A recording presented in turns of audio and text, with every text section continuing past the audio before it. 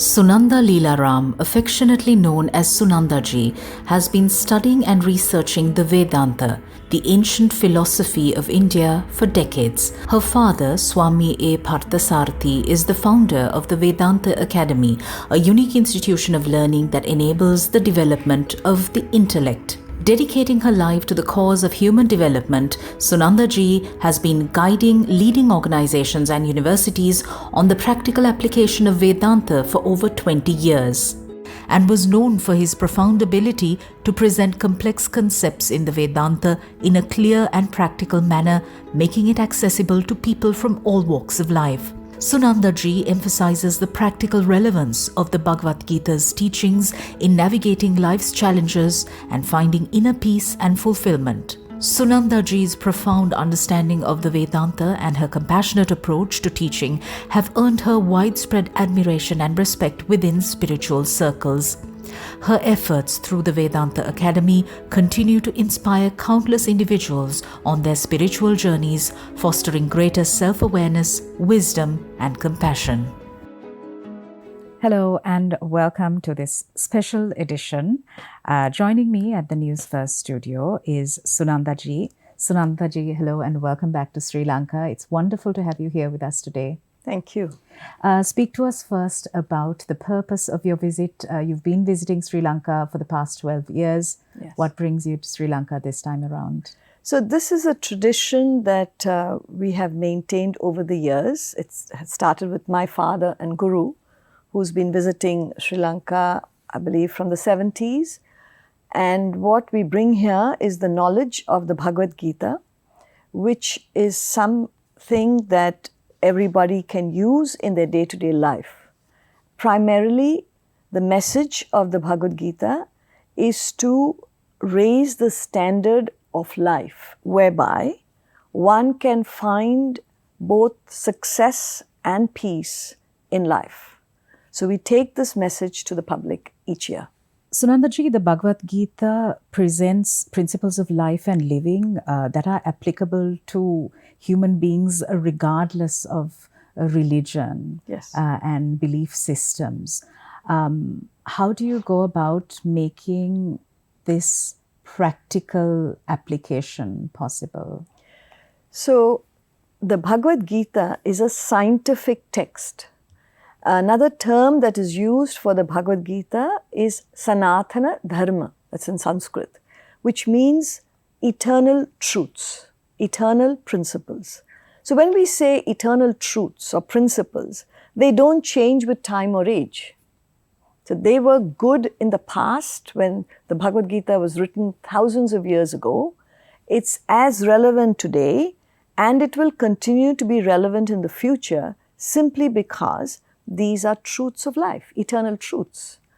Another interesting factor about the Bhagavad Gita is that it has a universal application, like you rightly said. It cuts across the differences in humanity, across the globe. You could be African or American or Sri Lankan, Indian. It doesn't matter which country you belong to. It doesn't matter what race you belong to. It doesn't matter what religion you follow. First and last, we are all human beings.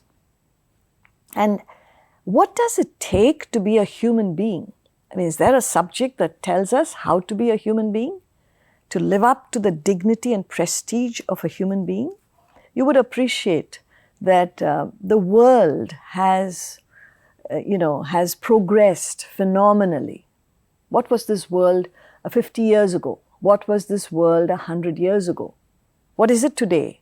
What is it going to be 50 years hence? It's going to be progressing. We're talking about amenities, facilities, scientific advancement, the rest of it. The world has become a better place to live in the sense of technology and other facilities. But then, the question is, are humans happier? With all this advancement, with all the amenities and facilities, if you make a serious observation, you will find the complications have also increased. People's lives have been difficult to lead without going through stress and strain and worry and anxiety. All that has also increased. So the question is, what's missing? So what's missing is the human being has not been attended to, where the world has been attended to. And there's no subject that addresses itself to the well-being of a human being. So you could say the Bhagavad Gita is scientific, is universal. It addresses itself to every human being to live a complete life, a full life. Like I mentioned, a life that will make you successful, efficient, progressive, dynamic, and at the same time, you maintain absolute peace and bliss within yourself. Okay. Throughout the world, we find that human beings are seeking deeper meaning, deeper purpose in life. Wealth and fame doesn't seem to suffice somehow. And to find this deeper meaning, people look all over. Where do they find it? So when you talk about a deeper meaning, we come back to the point of a human being. So you could live in this world merely acquiring and enjoying the world. That's pretty much what every human being is engaged in life. We're not saying it's wrong. But when a person is completely involved in these two motivations, to acquire more and then to enjoy what you've acquired, it's kind of lopsided, the achievements. There's something, like I said, missing within. So the purpose that you're talking about is to find that peace and happiness. Everybody is looking for peace and happiness. Now you could be the richest person, you can be the most powerful person, you can be the most knowledgeable person, you can be the most beautiful person. You're still looking for something. And we genuinely believe it's out there in the world. Nobody stops to think there could be something within ourselves, which is the true purpose of life. I'll put it to you briefly. So a human being is constituted of what we can call an outer personality. That's just your physical body. Now what you're looking at is my outer personality. I'm looking at your outer personality. That's not you. This is not me, the body. So there's something within the outer personality which is referred to as the inner personality. That's carrying, your body is just carrying your inner personality throughout your life. So what is this inner personality? The inner personality is constituted of two aspects, two faculties. The Sanskrit words are manas and buddhi. Manas is the mind, buddhi is the intellect. Now, what is the mind? What is the intellect? Briefly. The mind is nothing but the sum total of all your feelings, your impulses, your wishes, your wants, your desires, your demands, your likes and dislikes. I like this, I don't like this, I want this, I don't want this. All that is housed in what we call the mind, manas. Now, superior to the mind, subtler than the mind, is the other faculty, the buddhi or intellect, the capacity to think, to reason, to understand, to know, to distinguish right from wrong, good from bad. This is what I ought to do. This is what I ought not to do. That understanding comes from the buddhi intellect. Now, what's unique about a human being, if you look around nature, even plants have an existence. They have life. Animals are superior to plants because they don't only have a physical existence, they have feelings, they have emotions. You know, even a tigress would take care of its cubs. A deer would take care of its little one. So they have emotions, animals. But they are unable to think for themselves. They don't have the sharpness of the intellect. Even intelligent animals. You say my dog is very intelligent, or you could say a chimpanzee is intelligent, but their intelligence is very minimal compared to a human being. So a human being alone of all creatures in nature is endowed with this ability to think. And that sets the human being apart from the rest of nature. So I talked about the outer personality and the inner personality, which is constituted of the mind and intellect. But then the question should arise in one's mind, what makes the body function? You're seeing me now. You're hearing me now. What makes the eyes see? What makes the ears hear? What makes your whole system function? So science takes you up to a point. It tells you, look, there is a brain, there's a system, there's a nervous system, there's a digestive system. There's so many systems functioning within the personality. But the question is, what triggers it out? What is the life principle that enables the whole body and mind and intellect to function? Where science stops, philosophy starts. As long as you are not in your original state, you will experience some form of stress or strain, pressures as we call them. We all go through pressures. And we genuinely believe that these pressures are happening because of something that's going wrong outside of me. I correct that, I'm going to be happy. Yes, you will be happy, but something else will spring up, and something else will spring up. And you go about your whole life trying to correct the world. You do get relief, but it's only temporary. Because the problem is not external, the problem is internal. As long as you don't seek and find the truth within yourself, in and through whatever you're doing in the world, it does not disturb your preoccupation in the world. But one part of you, just as you may be working, you may be doing your business, you've got a profession, you've got family, but don't you take care of your physical body, you exercise, you keep yourself fit. People understand, not all, but people who understand the value of physical fitness would engage a certain time of their day to keep physically fit. It doesn't interfere with their professional lives or domestic lives. Similarly, this is to keep yourself mentally fit. When you seek the higher, you become mentally fit. So in and through your preoccupations in the world, you set aside a certain time to seek and find the truth within yourself. So there are methods. In fact, in the scripture, the 3 methods that are given.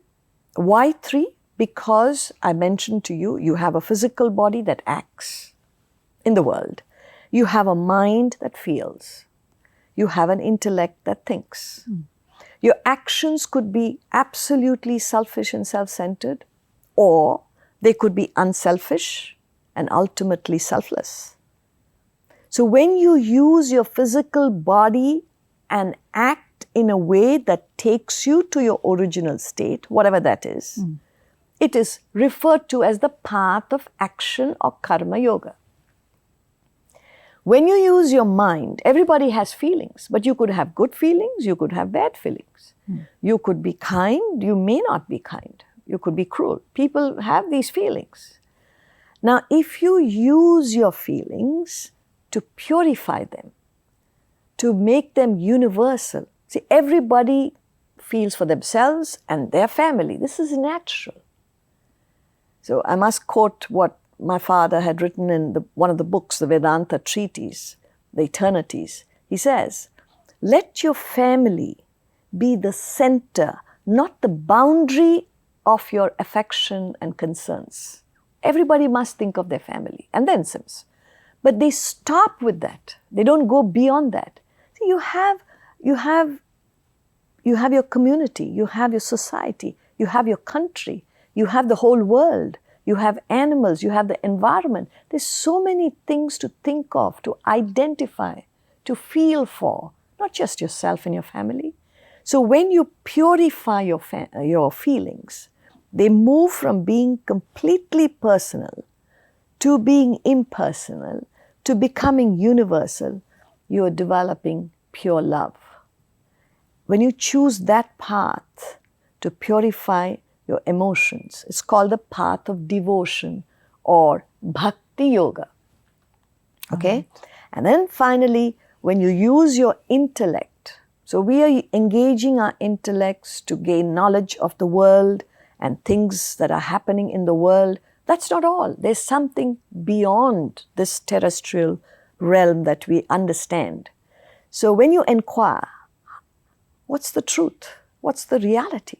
What's the purpose of life? You're going beyond this mundane existence that everybody is engaged in. So when you use your intellect, not just to be satisfied with knowledges of the world, but to seek the higher, to seek the truth, then you're following the path of knowledge, which will take you to the truth. It's called Gana Yoga. Right. So these are the three methods by which you can move back to your original state. And what's more, while you are seeking the higher, the add-ons are these. You will be efficient, you'll be dynamic, you'll be progressive, and at the same time, you maintain perfect equanimity throughout your life. Okay. It sounds like a big promise, but it's actually a very practical approach to life, which is given out by this great philosophy of Vedanta, found in the Bhagavad Gita. There is a Sri Lankan folk story where a grandfather plants a mango sapling along with his grandson, to which the grandson says, "Look, you won't be alive to see the tree bear fruits." And the grandfather responds saying that he has a societal responsibility to plant this mango tree, although he won't be able to enjoy the fruits of his labor. Speak to us about how important this concept of societal responsibility is. Over the weekend, I had the fortune of listening to your first lecture in Sri Lanka as well at the Buddhist Cultural Center, where you detailed this beautifully. So what happens in the life of a human? We have what is called a choice in life. No other creature is given this choice. When we say that, you could lead a life that is totally self-centered, selfish and self-centered. Now you may say, what's wrong with that? I just want to think about myself, maybe my family. I'm not concerned about anything else. Well, if you choose to be self-centered, you are bound to go through agitations in the mind. You may ask why. Because the world cannot cater to one's demands. That's not the way the world is designed. So when your interests are self-centered, you always want everything to go according to your frame of mind, which is never going to happen. So when things go fine, you're happy. When things don't go according to your frame of mind, you're going to be unhappy. A simple thing like the weather can bother you. You don't like the rains or you don't like the sun. It's going to bother you every day. You don't like traffic. It's going to bother you every day. You'll be fretting and fuming while you get to office. Why? Because you don't like traffic. It doesn't suit your mind. Now, so what happens here is when your interest is self-centered, you are subjecting yourself to maximum mental agitations. So what does the subject say? Look, you have a choice.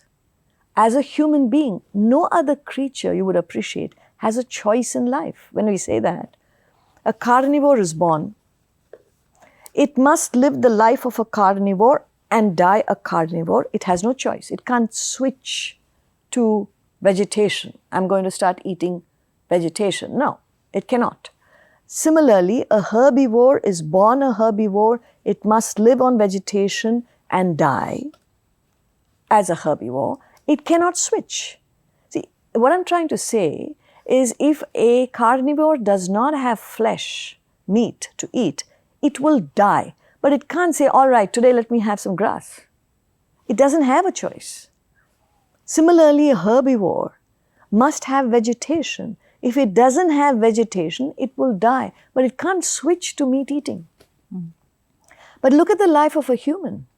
A human can live on flesh, a human can live on vegetation. You have a choice. Similarly, in all aspects of your life, you have a choice. You can choose to be selfish and self-centered. You can choose to be unselfish. And the highest point a human being can reach or ought to reach is a state of selflessness, where, which is what you're referring to, you learn to do what you ought to do, when it ought to be done, whether you like it or not. It sounds like a tall order, but not really. You've got to learn to be selfless. It's natural to be selfish, but a human being has a choice to convert selfishness to being unselfish. What does it mean to be unselfish? Like we said, let your family be the center, not the boundary of your concerns and interests. That is moving from selfishness to being unselfish. How far? As far as you can go. But the highest form of living is to be selfless. And interestingly, you learn this lesson from nature. I'll tell you how. The sun rises every morning and sets every evening. Do we care? You say, what else can the sun do? It has no motives. It has no desires. Then why does it do it? Because that is what a sun must do. A rose gives fragrance. It has no preferences. You know, the lady of the house is coming, let me release, extra calories. No? Or the gardener is coming, I don't have to do it. A rose will give fragrance. The lady of the house comes, or the gardener comes, it's the same. Why? Because that is what it ought to do. A rose gives, even if it's by itself, it won't say, oh, I don't have an audience, so I won't. I don't have people to appreciate me, I won't. No. It just keeps giving fragrance. I'm giving you an example of nature where everything in nature functions in the spirit of selflessness, except the human race. And that is why human beings go through stress and strain and worry and anxiety and a whole lot of negative emotions. It's all because we choose to be self-centered, where we have a choice to move out of that self-centeredness and do what we ought to do, whether it's for your family, for society, for your community, for your country, for humanity, for the whole world. You could keep expanding your interests. And the more you move out of your own circle of interest, the more selfless you become. Sunanda Ji, my final question to you. All of us are living within a capitalistic, materialistic, societal structure and framework. Despite this, how must we find joy, meaning, purpose, and contentment within? What is the starting point? Now, when we live in the world is meant for humans to enjoy. You know what we say, the objects of the world, better homes, better vehicles, better clothes to wear, better food to eat. It's all available. It's meant for humans to enjoy. So the Bhagavad Gita does not say you ought not to take on to what the world gives you. So for which you need money, you need wealth, So to contact the world, you need to have X amount of finances. There's nothing wrong with earning. There's nothing wrong with acquisition. There's nothing wrong with enjoyment, because only a human being can do it. But what happens is, what you need to find out is, what is the value you place for all that the world offers you? Everything that the world offers you has a shelf life. The richest person in the world, is he satisfied with the riches? No. It's not for me to comment, it's for you to find out. He wants more. The most powerful person in the world wants more power. The most knowledgeable person in the world wants more knowledge. The most beautiful lady in the world wants more beauty. Nobody is satisfied with what they have found in the world. So, what the subject is trying to tell you is, you take care of yourself, take care of your life, you acquire what you want, you enjoy what you want, but understand all this that the world offers you has a shelf life. There's something within you that gives you that happiness which you are actually seeking through these objects and relationships that you have in the world. So what we need to do is to look within and find that something which we are missing, which is the knowledge of your essential being. The more you gain knowledge of your essential being, two things will happen. You will be more peaceful, and your dependence upon the world of things and beings will reduce. You can still have it. Today, you're dependent. When you gain knowledge of your true being, you will be peaceful and less dependent. So, a person who is confined to materialism and sensualism and dependent upon the world will collapse if something happens to his relationship with the world or her relationship with the world and objects of the world, because they're totally dependent. When you turn inward and find the truth, the knowledge of your own self, you're like the bird. You use the same world. You're in the same world doing the same things that everybody else is doing, with one difference. You've got the wings of knowledge. So the moment you find something is not working out, you're not dependent on it, you're peaceful, and you know exactly how to handle any situation in life. All right. And I think that's a beautiful note on which we can conclude this discourse. Thank you very much. This has been a very fruitful elucidation. Thank you, Sunanda Ji. Thank you so much. Thank you. Thank you very much for watching us. That concludes this special edition of the interview.